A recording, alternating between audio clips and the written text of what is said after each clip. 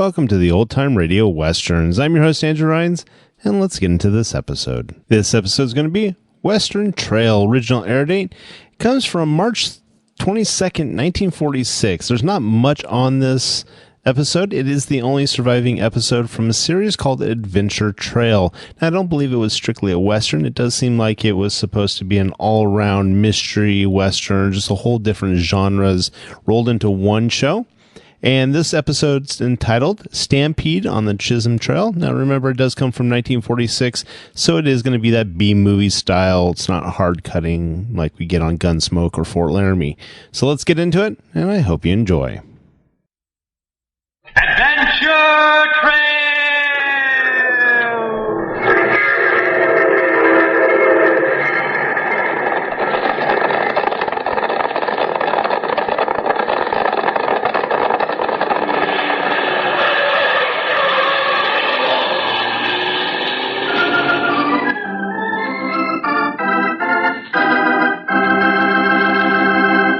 Hello, gang. This is the Adventure Man, a new radio friend of yours. I'm going to be on hand every day at this time to bring you stories jam-packed with adventure, suspense, and mystery.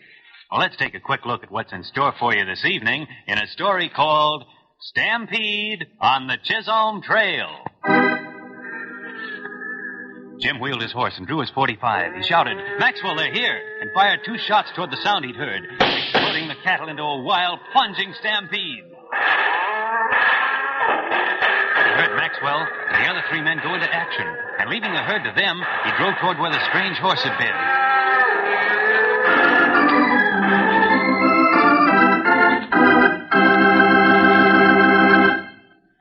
Well, that's just a sample of Stampede on the Chisolm Trail. We'll get back to it in a minute, but first, here's a message from our sponsor. And now, let's get on to our story.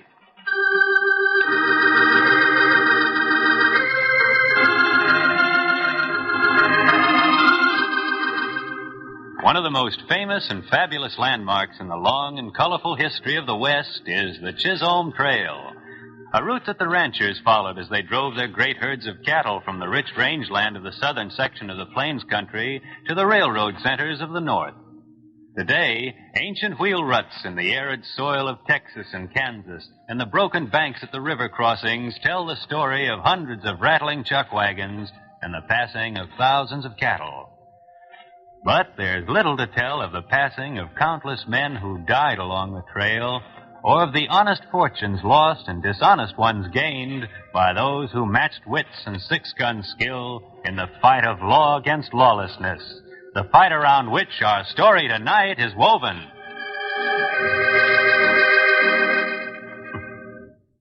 Young Jim Pryor was heading north on the trail one morning in the fall of 1860.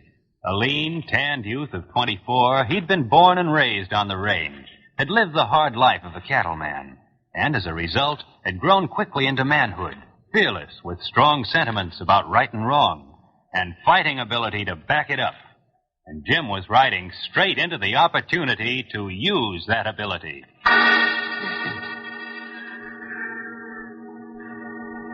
It was in the middle of the afternoon when Jim caught up with the herd that had been ahead of him. It was spread out in front of him as he approached, a good 450 or 500 head.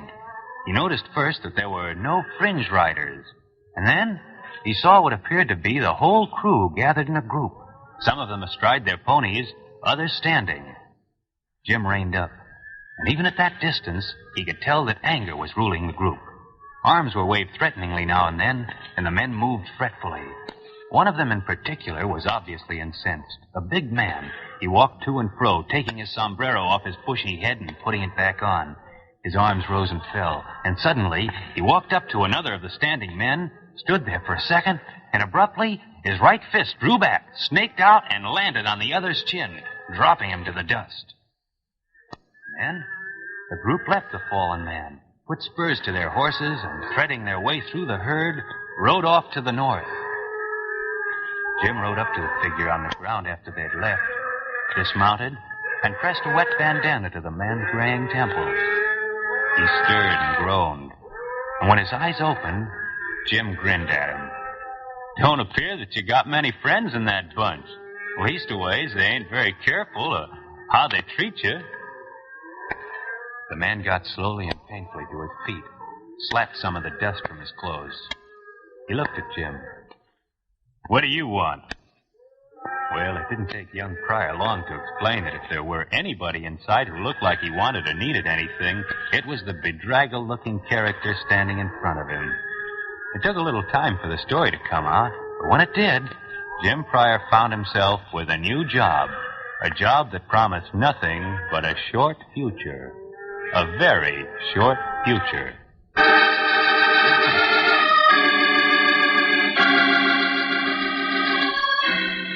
The man's name was Luther Maxwell, and according to his story, even before he had started the drive from his ranch below the Pecos River, he had received a warning that he'd never reach his destination, which was a railroad station that existed under the unhappy name of Desolation Junction. There was a man down there below the Pecos named Todd Malcolm, riding roughshod over the ranchers, rustling beef, stealing horses, and so far, too smart to be caught.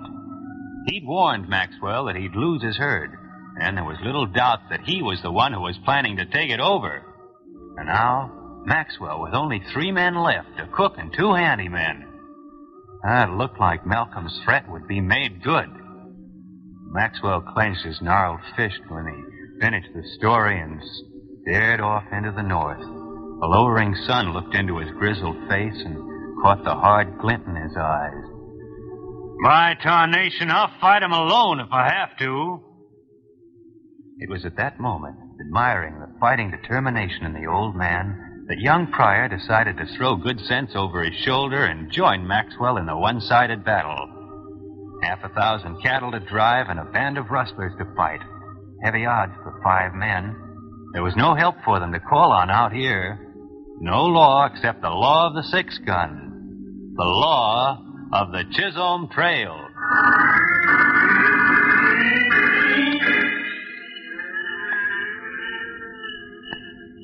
An uneasy night descended on the little group. The chill light of the stars showed the restless, undulating outline of the herd, moving, grazing, lowing in a kind of pent-up nervousness. Jim knew that at night any herd was ripe for stampede. He knew that if anything, man or beast, started this bunch, he and the 4 with him would have to move fast to keep them from scattering. And that if Malcolm decided to jump them, they'd have to fight like a troop of cavalry. Now, with that unpleasant outlook, he and Maxwell rode out to their lonely vigil with the cattle. They eased their ponies to the edge of the herd, and there they parted. Maxwell to ride around the bunch one way, young Pryor to ride the other way. Well, aside from a few skulking coyotes that vanished at Jim's approach, the first part of the night was uneventful. Humming quietly to the cattle now and then, Jim rode easily around the herd, meeting Maxwell at regular intervals and leaving him again. Too quiet, young Pryor thought. Too quiet. In his uneasiness, he stopped his horse now and then to listen, to feel the air and the darkness. He heard the cattle and the coyotes, and heard Maxwell singing a cowboy's lullaby. He felt the wind, smelled the odors of the night. All normal things, but somehow it didn't feel right. Somehow, something was wrong. He stopped. He heard something. Listen again. There it was, unmistakably. A horse snorted somewhere in the dark. Jim wheeled his horse and drew his .45, all reason for quiet gone. He shouted, "Maxwell, they're here! Get behind the herd! Get 'em moving up the trail! Get 'em moving!" He fired 2 shots toward the noise he'd heard, floating the cattle into a wild, plunging stampede. He heard Maxwell and the other 3 men go into action, and leaving the herd to them, he drove toward where he thought the strange horse had been. He caught a glimpse of a fleeting shadow, but lost it in the darkness before he had time for a shot. The night echoed and re-echoed the roar of 6 guns and the thunder of hooves. Nobody could stop or swerve those cattle now. They were blind, terrified, plunging relentlessly ahead. Jim and Maxwell had stampeded the cattle themselves, but they were headed the right way, toward Desolation Junction. The first round had caught Malcolm before he was out of his corner.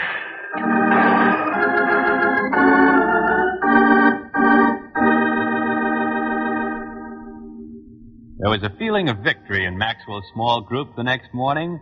The cattle had run themselves out before dawn, and now had settled down to a steady, mile-eating pace. 5 men had won out over many times that number.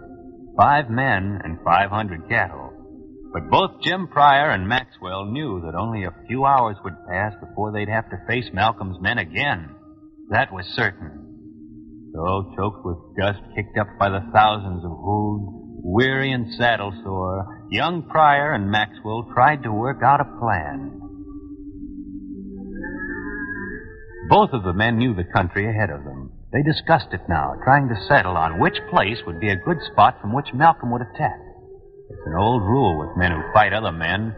Put yourself in your enemy's shoes. And doing that, discarding this place and that, they narrowed the possibilities to 3. 3 places from which Malcolm could attack. With the odds they had stacked against him, their only hope was in being sure. And the only way to be sure was to go to each of these 3 places and find out if Malcolm were there. Jim, the cook, and one of the handymen volunteered for the job. Each man to look into one of the possibilities. Each man standing a 1 out of 3 chance of facing Malcolm's gang alone.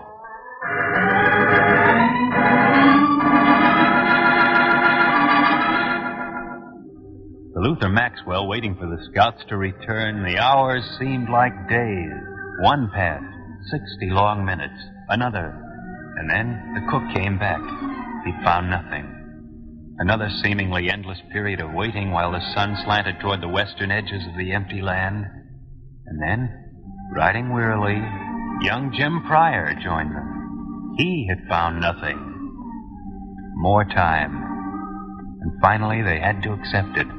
The handyman had run into Malcolm's men. Was he dead now or captured? He had traded one fate or the other for the information so badly needed. But now they were sure Malcolm and his men were a few miles ahead in Skull Canyon. Skull Canyon. Both Pryor and Maxwell knew the place, near a river crossing. A short canyon on their right, dead-ended. In their mind's eye, they could see the gang.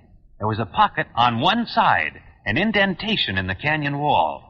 That's where they'd be, out of sight.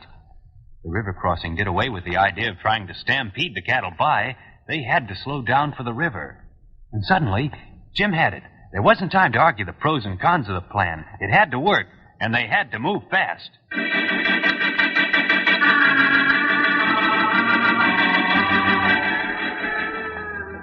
As Jim explained his plan to Maxwell, they goaded the weary cattle into a lumbering run. They swung them slowly out to the left. And soon they could see the mouth of Skull Canyon, looking lonely and peaceful off to the right. They pushed the herd a little harder, a little faster, swinging out away from the canyon. Jim held his position. The other men shifted theirs, moving to the other side of the herd.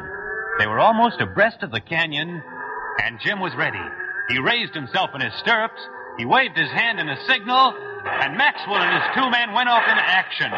Guns roaring, they pushed their horses into a gallop and started turning the head of the herd. Faster and faster they moved until they were headed directly toward the mouth of Skull Canyon.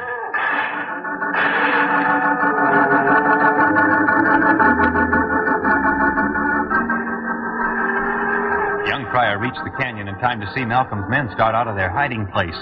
When they saw the stampeding cattle bearing directly down on them, confusion hit their ranks. They scattered, some of them racing to the end of the canyon to attempt escape up the steep sides, others trying to cut in front of the herd only to fall into the avalanche of heavy bodies. Jim saw 2 of them wheel their horses back into the pocket, and his glimpse was just long enough to let him recognize the man who had hit Maxwell back on the trail. The other man, Jim guessed, was Malcolm himself. He dropped from his horse and, going partway up the canyon side, started toward the 2. He reached down and loosened the 6-gun in his holster. It took a second or 2 to wipe the sweat out of his eyes as he reached the edge of the pocket. And then he moved quickly into the open, crouched slightly, his arms bent a little at the elbow. "I'm calling this hand, Malcolm." The 2 men whirled to face him, their gun hands streaking toward their hips. Pryor's coat slid out of the leather in one easy, lightning-like movement, and at the same time he made one quick step to the left, and the 6-gun roared. In a matter of seconds, it was over. Malcolm jerked forward, took a step, and crumpled.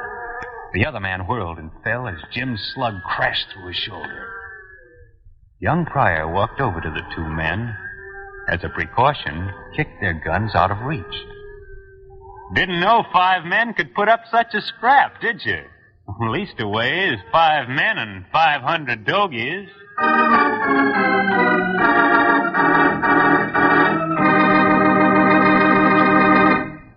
And except to tell you that Malcolm and as many of his gang as could be rounded up were turned over to the sheriff when Jim and Maxwell and the herd arrived at Desolation Junction, our story is over. Jim Pryor, with a few more silver dollars in his money belt, wandered on up the trail. Maybe we'll have another story about him someday. You like that? Well, I want to give you an idea about tomorrow night's story in just a minute. But first, our announcer has a word. Tomorrow night, our adventure trail leads to the airways. Young Tom Elliott fought the controls. They were jammed. He couldn't get the plane out of the dive.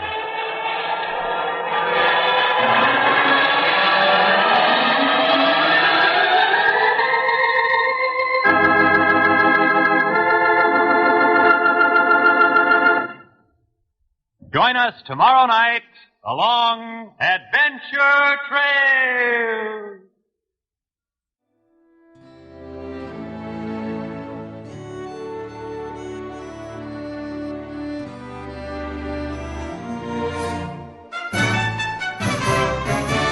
This has been a presentation of OTRWesterns.com, and we hope you enjoyed. Please take some time to like and rate our shows in your favorite podcast application. Follow us on Facebook by going to OTRWesterns.com/Facebook.